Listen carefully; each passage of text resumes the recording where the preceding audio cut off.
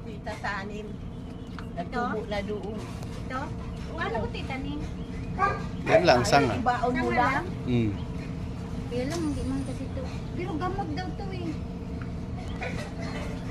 Antioxidant. Tamis maasim. Sige nga, ang dami.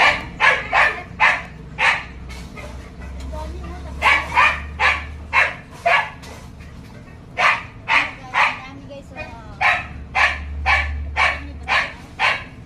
Pedro na pighanas niya. Mapunta dito. Wala mo si Pedro. Oh, dito take ko sana kahapon. Inatawagan niya si Sabi ko baka tulog ka eh. Ayoko nakatakbo. Ayoko niya ako.